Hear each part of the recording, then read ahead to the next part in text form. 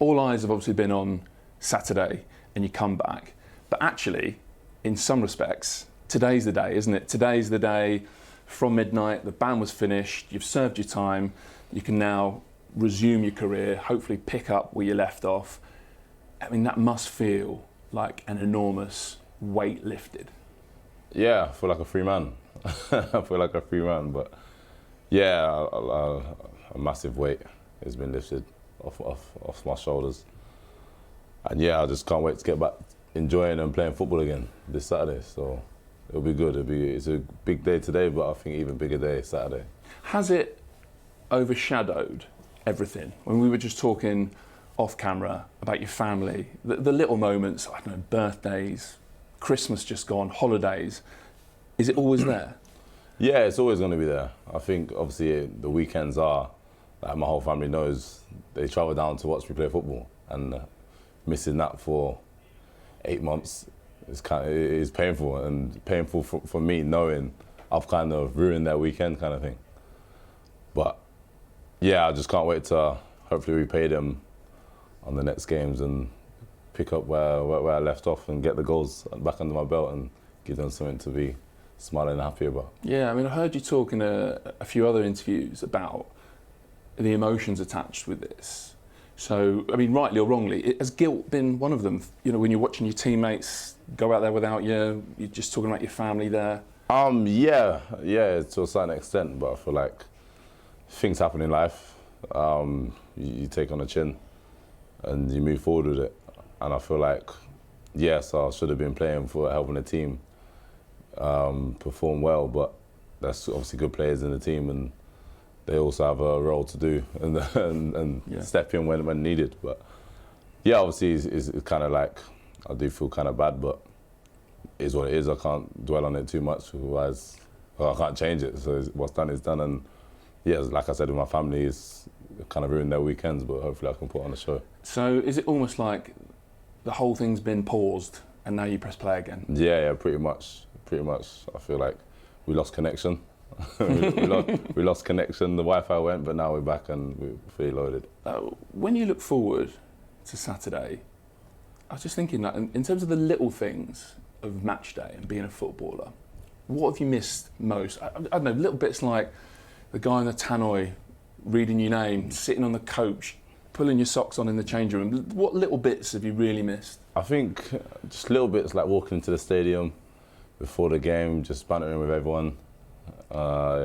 Even the warm-up, the biggest thing in football I hate is warm-ups. But I feel like I've missed that and I can't wait to do that.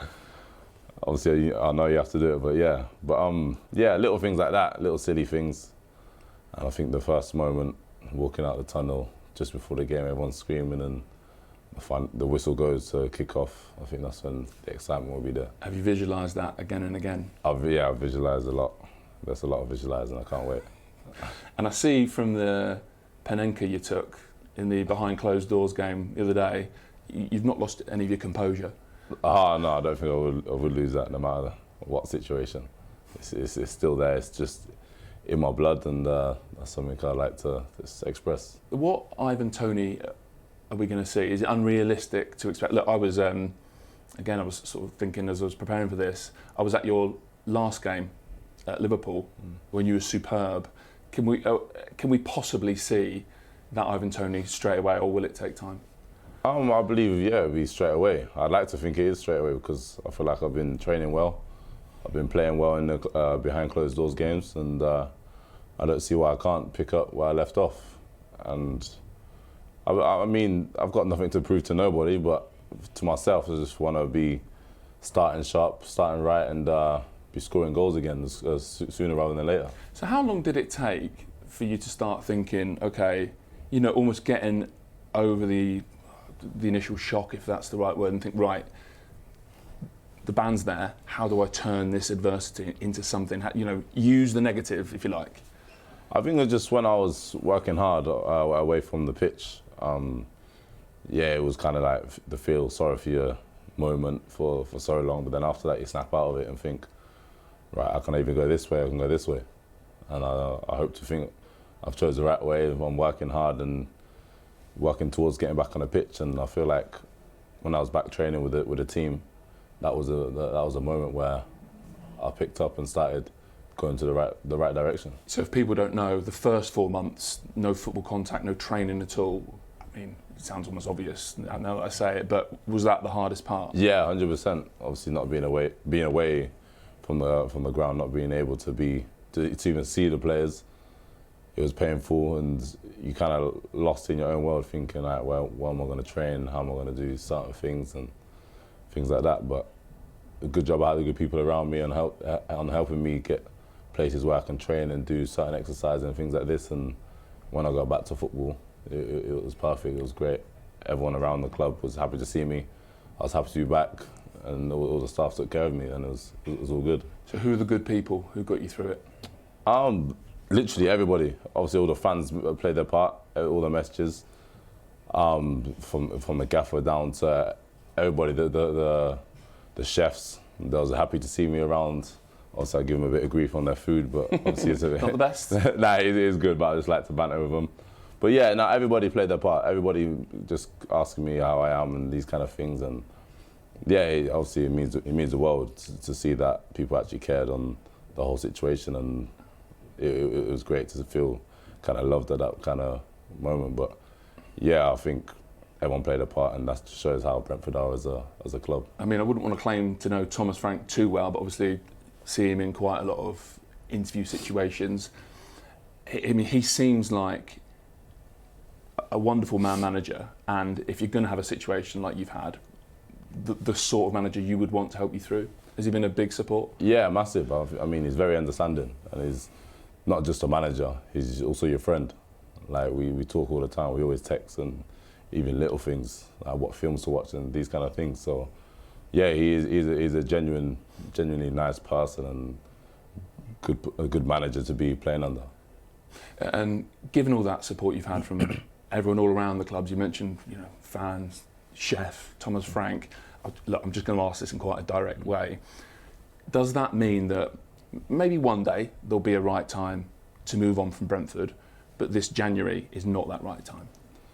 Well, I don't know. You can never predict when's the right time to move elsewhere, but I mean, it's obvious that I'd like to play for a top club. Everybody wants to play for the top clubs, fighting for titles and these kind of things. So whether it's this January, the right time was to be, a club was to come in and pay the right money, who knows? But my main focus is doing what I do on the pitch and let the background work take care of itself. I mean, I have to say, I have listened to you speak in another interview quite recently where, I mean, to make no bones about it, you are a very, very ambitious footballer. You were talking about wanting to be England's number 9, and you said it in a really respectful way to Harry Kane. You know how good he is, but that is like the benchmark you set for yourself. Of course, to be the best, you have to play with the best and then compete against the best. We all know Harry Kane is one of the best strikers in the world, and he's been doing it for some years now. So if I want to be the England's number 1, then I have to compete against him. And I mean, he's not a bad striker to be taking tips off and be training with. So yeah, I just got to keep scoring goals, keep playing well, and who knows what can happen. And if I just fall short of that, then hopefully I'll become the second best in the world. Yeah. I mean, it all sounds daft to say, but are you anywhere in your mind that you're thinking this could still be a decent season? There's time, score goals, keep Brentford up. There's Euros coming up in the summer. So with all this ban, either side of it, you have a 20-goal season and hopefully a season now that ends well as well. Yeah, I mean, I have a target on how many goals I want to get, and if I hit that or get close to that, then I feel like it's still a good season for myself. And like you said, the main focus is keep Brentford up, which I'm sure we'll have no troubles in doing, because we have more than enough in the squad to do that. And everybody doesn't. We are kind of in a relegation battle, but everybody knows we're capable of getting back to where we should be, which is climbing the table and up in the top half. But yeah, we just got to focus on what we can do, not focus too much on what if we got relegated, what if we go that. Like, the more you think of negative things, the more it's likely to happen. So we're still positive thinking around the ground. Everyone's still in happy moods. If anyone's in a mood, then I'll get them out of it sharp. Something I really should have asked before now, because within all this, the ban you've sort of served, you were diagnosed with an addiction, a gambling addiction. So how are you? Yeah, I'm fine. I'm fine. I mean, like, things happen in life. It is what it is, and you just focus on what can be and what's better. And it's always, whatever situation you're in, it could always be worse. You got to think of the positives and move forward with life. Where do you stand on like, what happened to you? Do you feel like someone that something has happened to, or do you think, no, that was me, that was my mistake, it's time to move on now, but, you know, I'm responsible? Yeah, I'm responsible, of course. If there's something you shouldn't be doing, you're going to get punished for it. I've had my punishment and it's done. I mean, if you go against the rules, do something you shouldn't be doing, there's always going to be punishment. And that's the punishment, whether I think it's harsh or not. It's not really my place to be saying. My opinion doesn't really matter because I've had my punishment and I'm not in charge of giving the punishments out. So the more I dwell on these kind of things and think, was it harsh, was it not harsh, should I have got it? Like, it doesn't matter and it's not going to change the situation. I remember, I mean, almost my only experience of it would be talking to Paul Merson, who's been very open about his addictions, and he talked about the gambling addiction being the hardest thing he's ever had to deal with. So, are you? I mean, it's quite a personal thing to ask, but can you tell people at home a little bit about, like, when you're in the grip of the addiction, like how it affects you? Probably not as much as others, but I think like sometimes you just don't realise what you're doing at the moment in time, then you just realise you end up doing something you shouldn't be doing. Is it almost only when you speak to, you were interviewed twice by Dr. Hopley before the commission, is it only once you start speaking to like an expert that you kind of realise that something was up at the time? I don't know, maybe you don't even realise it. Pretty much. Obviously he said certain things and mentioned certain things. It's kind of like, do you do these kind of things, do them kind of things? You start thinking deep down, where I actually did do that, I did do that. Then it's kind of like more leading towards like the gambling side. But yeah, I mean, like I've been sorting it out. It's sorted out now.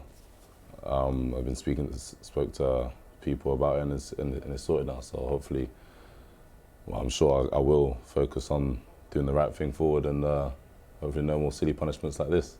So when you say sorted now, I guess an addiction's kind of always with you, but at the moment, no betting, you've been able to...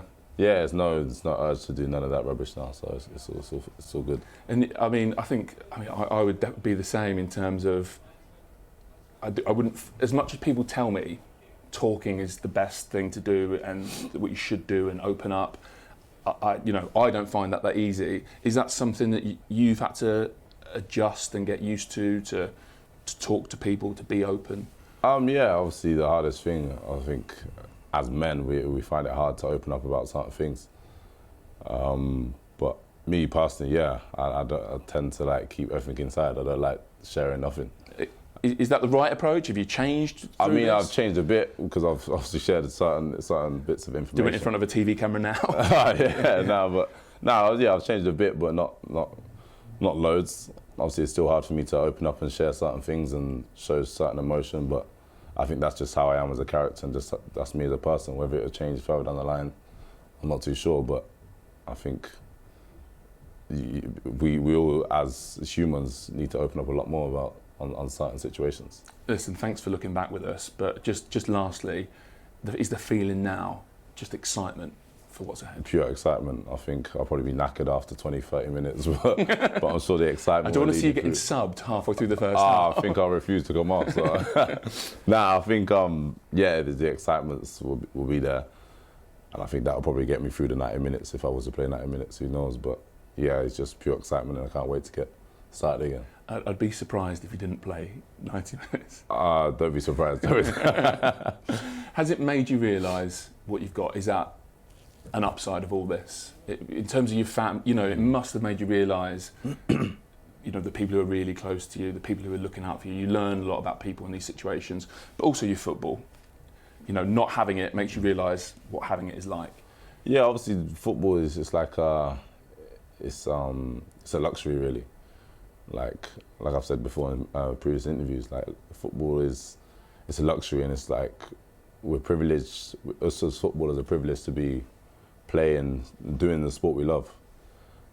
Whereas people in the world can't play football, can't have certain luxuries like that. And for me to be, if I was to be dwelling on being upset that I can't be playing football, these kind of things, it would be a bit rich of myself to be thinking like that. So I think looking back, I did take it. It did take its toll on me. But then after I looked at the bigger picture and thought, wait, it's just football I can't play. So let me just take care of the family, look at other things and enjoy life as a whole, rather than just focus on the football side. Well, look, thanks for coming in. Thanks for being open and honest, and welcome back. Thank you very much. Cheers, Good to be back.